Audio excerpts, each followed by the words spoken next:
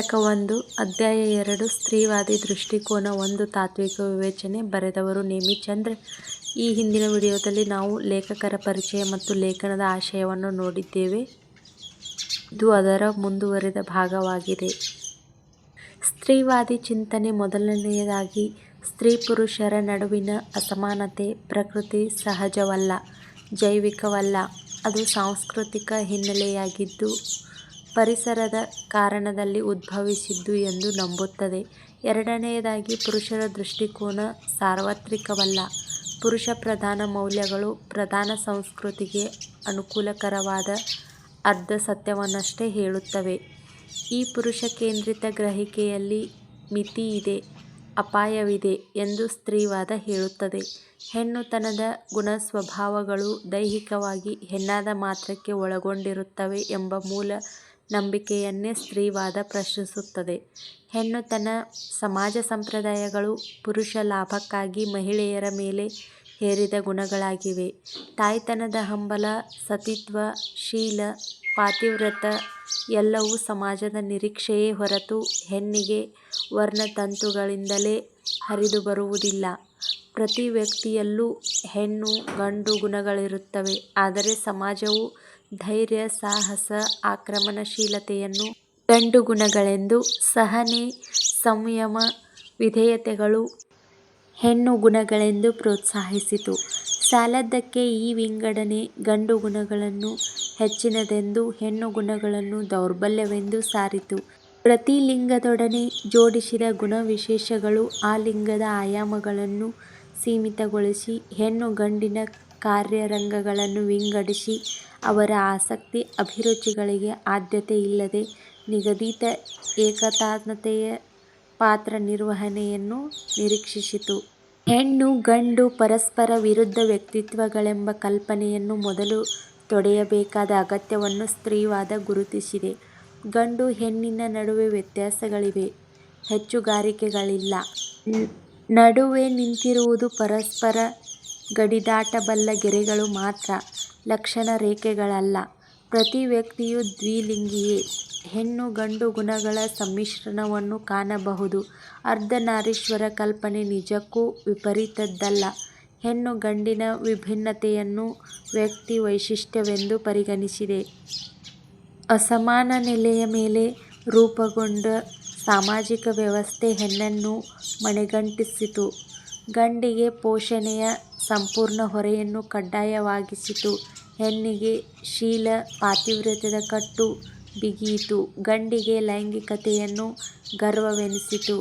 ಹೇರಿದ ಪಾತ್ರ ನಿರ್ವಹಣೆಯ ಒತ್ತಡದಲ್ಲಿ ಗಂಡು ಹೆಣ್ಣುಗಳಿಬ್ಬರೂ ತಮ್ಮ ನಿಜ ವ್ಯಕ್ತಿತ್ವವನ್ನು ಮುದುಡಿಟ್ಟು ಪಾತ್ರಾಭಿನಯಕ್ಕೆ ಇಳಿಯಬೇಕಾಯಿತು.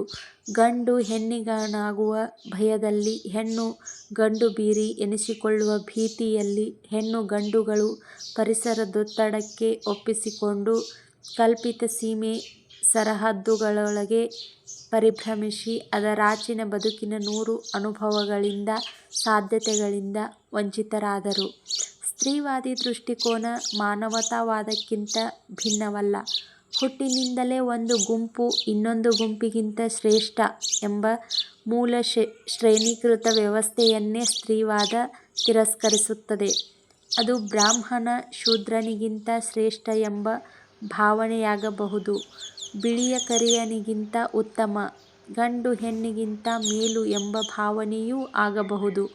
ಆದರೆ ಜಾತಿವಾದ, ಜನಾಂಗವಾದ, ವರ್ಗವಾದಗಳಂತೆ ಶೋಷಕರ ಶೋಷಿತರ ಸ್ಪಷ್ಟ ವಿಭಾಗವನ್ನು ಸ್ತ್ರೀವಾದದಲ್ಲಿ ಗುರುತಿಸಲು ಸಾಧ್ಯವಿಲ್ಲ. ಈ ಶೋಷಣೆ ಅತಿ ಸೂಕ್ಷ್ಮ ಹಂತದಲ್ಲಿ ತ್ಯಾಗ, ಶೀಲ, ಸತಿ, ಮಾತೆ, ದೇವಿ ಎಂಬ ವೈಭವೀಕೃತ ಪದಗಳ ಅಡಿಯಲ್ಲೇ ನಮ್ಮೊಡನೆ ಸ್ನೇಹ, ಪ್ರೀತಿ, ದಾಂಪತ್ಯ ಇಂಥ ಹತ್ತು ಹಲವು ಸಂಬಂಧಗಳಲ್ಲಿ ಸಂಕೀರ್ಣವಾಗಿ ಬೆರೆತವರಿಂದಲೇ ನಡೆಯುವಂತಹದು. ಜೊತೆಗೆ ಸ್ತ್ರೀಯರೆಲ್ಲರೂ ಸ್ತ್ರೀವಾದಿಗಳಲ್ಲ. ಹಾಗೆಯೇ ಪುರುಷರೆಲ್ಲರೂ ಪುರುಷ ಪ್ರಧಾನತೆಯನ್ನು ಒಪ್ಪಿಕೊಂಡವರೂ ಅಲ್ಲ. ಈ ಹೆಣ್ಣು ಗಂಡುತನ ಜನಿಸಿದ ಲಿಂಗದ ಮೇಲೆ ಆಧಾರಿತವಾಗದೆ ಮಾನಸಿಕ ಹಾಗೂ ಬೌದ್ಧಿಕ ಮನಸ್ಥಿತಿಯ ಮೇಲೆ ಅವಲಂಬಿತವಾಗಿರುವ ಕಾರಣ ಸ್ತ್ರೀವಾದಿಗಳನ್ನು ಅದರ ವಿರೋಧಿಗಳನ್ನು ಗುರುತಿಸುವುದು ಸುಲಭವಲ್ಲ. ಇತಿಹಾಸದುದ್ದಕ್ಕೂ ಪುರುಷ ಪ್ರಪಂಚದ ಅನುಭವಗಳೇ ಸಾರ್ವತ್ರಿಕವೆಂಬಂತೆ ಅಭಿವ್ಯಕ್ತಗೊಂಡು ಸ್ತ್ರೀಯರ ಅನಿಸಿಕೆ, ಅನುಭವ, ಸಾಧನೆ ದಾಖಲಾಗದೆ ಏಕಮುಖ ಚರಿತ್ರೆ ನಮ್ಮದಾಗಿದೆ. ಪಿತೃಪ್ರಧಾನ ಸಮಾಜಕ್ಕೆ ಪುರುಷರ ಅನುಭವ, ಅನಿಸಿಕೆಗಳೇ ಮೂಲಾಧಾರವಾಗಿದ್ದು, ಈ ಪಿತೃಪ್ರಧಾನ ಮೌಲ್ಯಗಳು ಪುರುಷರಿಗೆ ಅನುಕೂಲಕರವಾಗಿ ರೂಪುಗೊಂಡವು. ಪುರಾಣ ಪುಣ್ಯಕಥೆಗಳಲ್ಲಿ ಸತಿಮಣಿಯರ ಪಾತಿವ್ರತ್ಯವನ್ನು ಒತ್ತಿ ಹೇಳುವಾಗ, ಪ್ರತಿಭಟಿಸದ ಮೆದುತನವನ್ನೇ ಆದರ್ಶವಾಗಿಸುವಾಗ, ನಿಂತ ನೀರಲ್ಲಿ ಪರಪುರುಷನ ಪ್ರತಿಬಿಂಬ ಕಂಡೇ ಅಪವಿತ್ರಳಾಗುವ ರೇಣುಕೆಯ ತಲೆ ಕಡಿವಾಗ, ಪ್ರಧಾನ ಸಂಸ್ಕೃತಿ ಪುರುಷ ಲಾಭಕ್ಕಾಗಿಯೇ ದುಡಿಯುತ್ತಿತ್ತು. ಹೇರುವ ಹೆಣ್ಣಿನ ತಾಯ್ತನದಷ್ಟೇ ಸರಳವಾಗಿ ತಂದೆತನ ಸಾಬೀತಾಗದ ಕಾರಣ ಹೆಣ್ಣಿನ ಶೀಲ ಪಾತಿವ್ರತ್ಯಕ್ಕೆ ಒತ್ತು ಕೊಟ್ಟು ಗೃಹಬಂಧನದಲ್ಲಿಟ್ಟು ತನ್ನ ವಂಶ ಮುಂದುವರೆಯುವ ಖಾತರಿಗೆ ಗಂಡು ಹೆಣ್ಣಿನ ಮೇಲೆ ಹೇರಿದ ಆದರ್ಶಗಳು ಪ್ರಧಾನ ಸಂಸ್ಕೃತಿಯ ಬೆನ್ನೆಲುಬಾದವು. ಹೀಗೆಂದೇ ಸಮಾಜ ಹೆಣ್ಣಿಗೆಂದು ನಿರ್ಣಯಿಸಿದ ಮಡದಿ, ಮಾತೆ ಪಾತ್ರಗಳಲ್ಲಿ ತೃಪ್ತಳಾಗದ ಮಹಿಳೆ ಫ್ರೀಕ್ ಆಗಿ ಕಾಣುತ್ತಾಳೆ. ಧೈರ್ಯ, ಸಾಹಸ, ಬುದ್ಧಿವಂತಿಕೆ, ಕ್ರಿಯಾಶೀಲತೆ, ಸ್ವತಂತ್ರ ಮನೋಭಾವಗಳನ್ನು ಗಂಡು ಗುಣಗಳೆಂದು ಅರ್ಥೈಸಿದ ಕಾರಣ ಅವನ್ನು ಮಹಿಳೆಯರಲ್ಲಿ ಪ್ರೋತ್ಸಾಹಿಸುವುದಿಲ್ಲ. ಮಹಿಳೆಯರು ತಮ್ಮ ಅನಿಸಿಕೆಗಳನ್ನು, ಅನುಭವಗಳನ್ನು ಹಂಚಿಕೊಳ್ಳುವಲ್ಲಿ ಪಿತೃಪ್ರಧಾನ ಸಮಾಜಕ್ಕೆ ಅಪಾಯವಿತ್ತು. ಹಾಗೆಂದೇ ಈ ಮಹಿಳೆಯರ ಅನುಭವಗಳು ಪೀಳಿಗೆಯಿಂದ ಪೀಳಿಗೆಗೆ ಸೋರದಂತೆ ಜರಡಿಯಾಡುವಲ್ಲಿ ಪ್ರಧಾನ ಸಂಸ್ಕೃತಿಯ ಸ್ವಾರ್ಥವಿತ್ತು. ಮಹಿಳೆಗೆ ಮಕ್ಕಳ ಲಾಲನೆ, ಪೋಷಣೆಯನ್ನೆಲ್ಲ ಅಂಟಿಸುವಲ್ಲಿ, ಅವು ಪ್ರಕೃತಿ ಸಹಜ ಎಂದು ಸಾರುವಲ್ಲಿ ಈ ಪುರುಷ ಪ್ರಧಾನ ಸಂಸ್ಕೃತಿ ತನ್ನ ತಂದೆತನದ ಜವಾಬ್ದಾರಿಗಳಿಂದ ಜಾರಿಕೊಂಡಿತಲ್ಲದೆ, ಮನೆಯ ಹೊರಗಿನ ಗಂಡಿನ ದಿಗ್ವಿಜಯಗಳಿಗೆ ಅದು ಅನುಕೂಲಕರವಾಯಿತು. ಪುರುಷರು ಮಹಿಳೆಗೆ ಅನಿಸಬೇಕಾದದ್ದನ್ನು ಬರೆದಿಟ್ಟರು. ತಮ್ಮ ಅನಿಸಿಕೆಗಳೇ ಪರಿಪೂರ್ಣ ಎಂದು ಭ್ರಮಿಸಿದ ಪುರುಷಕೇಂದ್ರಿತ ಸಮಾಜಕ್ಕೆ ಸ್ತ್ರೀಯ ಅನುಭವಗಳು ಅಸತ್ಯವಾಗಿ, ಅದೃಶ್ಯವಾಗಿ ಕಂಡಿದ್ದರೇನು ಆಶ್ಚರ್ಯ. ಪಿತೃಪ್ರಧಾನತೆ ಉಳಿಯಲು ಮಹಿಳೆ ಅದೃಶ್ಯವಾಗಿರುವ ಅಗತ್ಯವಿತ್ತು.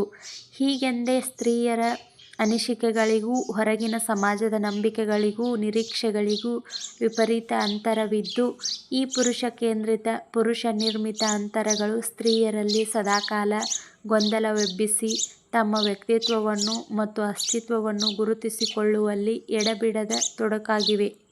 ಸಾಹಿತ್ಯ ರಂಗವಾಗಲಿ, ವಿಜ್ಞಾನ ಕ್ಷೇತ್ರವಾಗಲಿ, ಯಾವುದೇ ವಲಯದಲ್ಲೂ ಮಹಿಳೆಯರು ಚರಿತ್ರೆಯಲ್ಲಿ ಬಿಟ್ಟು ಹೋಗಿರುವುದು ಆಕಸ್ಮಿಕವಲ್ಲ ಎಂಬುದು ಸ್ತ್ರೀವಾದಿಗಳ ವಾದ. ಇದು ಪ್ರಜ್ಞಾಪೂರ್ವಕ ಪ್ರಯತ್ನವಾಗಿದ್ದು, ನಮ್ಮನ್ನು ಆ ಮಹಿಳೆಯರ ಅನುಭವಗಳಿಂದ ದೂರವಿಡುವ ಸತತ ಪ್ರಯತ್ನವಿತ್ತು ಎಂದು ಸ್ತ್ರೀವಾದಿಗಳು ನಂಬುತ್ತಾರೆ.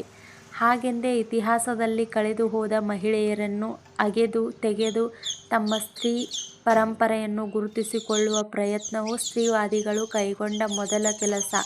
ಇಂಗ್ಲಿಷಿನಲ್ಲಿ ಮೊಟ್ಟಮೊದಲ ಕಾದಂಬರಿ ಎಂದು ಘೋಷಿತವಾದ ಡೇನಿಯಲ್ ಡಿಪೋನ್ ಅವರ ರಾಬಿನ್ಸನ್ ಕ್ರೂಸೋಗೂ ಮೊದಲೇ 30 ವರ್ಷಗಳಷ್ಟು ಹಿಂದೆಯೇ ಅಫ್ರಾಬೆನ್ ಎಂಬಾಕೆ 13 ಕಾದಂಬರಿಗಳನ್ನು ಬರೆದದ್ದು ಇತಿಹಾಸದಲ್ಲೆಲ್ಲೋ ಮುಚ್ಚಿ ಹೋಗಿತ್ತು. ಕ್ರಿಸ್ತಶಕ 1911ರಷ್ಟು ಹಿಂದೆಯೇ ಬ್ರಿಟನ್ನಿನಲ್ಲಿ ಸ್ತ್ರೀವಾದಿ ನಿಯತಕಾಲಿಕಗಳಿದ್ದವೆಂದು ಅರಿವಾದಾಗ, ಅಂಥ ಒಂದು ಹಿನ್ನೆಲೆಯನ್ನು, ಅಂಥ ಒಂದು ಮಹಿಳಾ ಸಂಘಟನೆಯನ್ನು, ಅಜ್ಞಾತವಿರಿಸಿದ್ದರ ಹಿಂದಿನ ರಾಜಕೀಯವನ್ನು ಅರ್ಥಮಾಡಿಕೊಂಡ ಸ್ತ್ರೀವಾದಿಗಳು ಈ ಕಾರಣಕ್ಕೆಂದೇ ಸ್ತ್ರೀವಾದಿ ಮುದ್ರಣಾಲಯಗಳನ್ನು ಸ್ಥಾಪಿಸಿದರು. ಅಂಚಿಗೆ ತಳ್ಳಿದ್ದ, ಮೂಲೆಗೆ ನೂಕಿದ್ದ ಪುರುಷಕೇಂದ್ರಿತ ದೃಷ್ಟಿಗೆ ವಿರುದ್ಧವಿದ್ದ, ಪ್ರಧಾನ ಸಂಸ್ಕೃತಿಯನ್ನು ಪ್ರಶ್ನಿಸುವ ಅಪಾಯ ಕಂಡಲ್ಲೆಲ್ಲ ಮುಚ್ಚು ಹಾಕಿದ್ದ, ದಾಖಲಿಸದೆ ಕೈಬಿಟ್ಟಿದ್ದ ಮಹಿಳೆಯರ ಕೃತಿಗಳನ್ನೆಲ್ಲ ಒಂದೊಂದಾಗಿ ಹೊರತಂದರು. ತಮ್ಮ ಕಾಲದ ಆರೋಪಿತ ಸರಿಗಳಿಗೆ ಬೆಸವಾದ ಮಹಿಳೆಯರ ಕೃತಿಗಳ ಕಣ್ಮರೆ ಉದ್ದೇಶಪೂರ್ವಕವಾಗಿತ್ತು ಎಂದು ಉದಾಹರಣೆಗಳ ಸಹಿತ ಸ್ತ್ರೀವಾದಿಗಳು ನಿರೂಪಿಸಿದರು. ಪ್ರಧಾನ ಸಂಸ್ಕೃತಿಯನ್ನು ಪ್ರಶಂಸಿಸಿ, ಅನುಮೋದಿಸಿ, ಅನುಕರಿಸಿದ ಸಾಹಿತ್ಯವೂ ಶ್ರೇಷ್ಠವಾದ ಬಗೆಯನ್ನು ಲೈಂಗಿಕ ರಾಜಕಾರಣಗಳನ್ನು ತೆರೆದಿಟ್ಟರು. ಕನ್ನಡದಲ್ಲೂ ಇತ್ತೀಚೆಗೆ ನಮ್ಮ ಮಹಿಳಾ ಪರಂಪರೆಯನ್ನು ಗುರುತಿಸಿಕೊಳ್ಳುವ ಪ್ರಯತ್ನಗಳು ನಡೆದಿವೆ. ತಿರುಮಲಾಂಬ, ಕಲ್ಯಾಣಂ, ಜಾನಕಂ, ಶ್ಯಾಮಲಾದೇವಿಯವರ ಬದುಕು ಬರಹಗಳನ್ನು ಮತ್ತೆ ಪರಿಚಯಿಸುವ, ಅಧ್ಯಯನಿಸುವ, ಸಾಹಿತ್ಯ ಚರಿತ್ರೆಯಲ್ಲಿ ಲೆಕ್ಕಕ್ಕೇ ಇಲ್ಲವೆಂಬಂತೆ ಬಿಟ್ಟು ಹೋದ ಲೇಖಕಿಯರ ಕೃತಿಗಳ ಪುನರ್ಮೌಲ್ಯೀಕರಣದ ಪ್ರಯತ್ನಗಳು ನಡೆಯುತ್ತಿವೆ. ಒಟ್ಟು ಸಾಹಿತ್ಯ ಪ್ರವಾಹದಲ್ಲಿ ದಾಖಲಿಸದೆ ಬಿಟ್ಟು ಹೋದ ಸ್ತ್ರೀ ಸಂವೇದನೆಯನ್ನು ಕುರಿತು ಅರಿವು, ಆಸಕ್ತಿ ಮೂಡುತ್ತಿದೆ.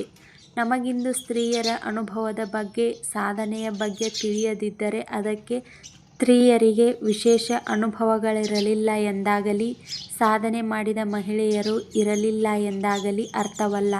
ಪ್ರಧಾನ ವ್ಯವಸ್ಥೆಯು ಹೆಣ್ಣಿನ ಅನುಭವಗಳನ್ನು ಗಣನೆಗೆ ತೆಗೆದುಕೊಂಡಿರಲಿಲ್ಲ. ಧನ್ಯವಾದಗಳೊಂದಿಗೆ ಈ ವಿಡಿಯೋನ ಇಲ್ಲಿಗೆ ಎಂಡ್ ಮಾಡೋಣ. ಇದು ಸ್ತ್ರೀವಾದಿ ದೃಷ್ಟಿಕೋನ, ಒಂದು ತಾತ್ವಿಕ ವಿವೇಚನೆ, ನೇಮಿಚಂದ್ರ ಅವರು ಬರೆದಂತಹ ಒಂದು 2ನೇ ಅಧ್ಯಾಯದ ಅರ್ಧ ಭಾಗ ಮಾತ್ರವಾಗಿದೆ. ಇನ್ನು ಮುಂದಿನ ಅರ್ಧ ಭಾಗವನ್ನು ಮುಂದಿನ ವಿಡಿಯೋದಲ್ಲಿ ನೋಡೋಣ. ವಿಡಿಯೋ ಇಷ್ಟ ಆದರೆ ದಯವಿಟ್ಟು ಲೈಕ್ ಮಾಡಿ, ಶೇರ್ ಮಾಡಿ, ಹಾಗೆ ಸಪೋರ್ಟ್ ಮಾಡಿ. ಇದರ ಜೊತೆಗೆ ಸಬ್ಸ್ಕ್ರೈಬ್ ಮಾಡ್ಕೊಳ್ಳೋದನ್ನು ಮರಿಬೇಡಿ. ಈ ಚಾನಲನ್ನು ನೀವು ಸಬ್ಸ್ಕ್ರೈಬ್ ಮಾಡ್ಕೊಳ್ಳೋದ್ರಿಂದ ನಾವು ಹಾಕೋ ಪ್ರತಿಯೊಂದು ವಿಡಿಯೋಗಳು ಮೊದಲು ನಿಮಗೆ ಬಂದು ತಲುಪುತ್ತವೆ. ನಾವು ಹಾಕೋ ಪ್ರತಿಯೊಂದು ವಿಡಿಯೋಗಳನ್ನು ನೋಡಿ ಮತ್ತು ಹೆಚ್ಚಿನ ಅಂಕಗಳನ್ನು ಪಡೆಯಿರಿ ಎಂದು ಹೇಳುತ್ತಾ ಈ ವಿಡಿಯೋನ ಇಲ್ಲಿಗೆ ಮುಗಿಸೋಣ. ಬಾಯ್ ಬಾಯ್ ಗಾಯ್ಸ್.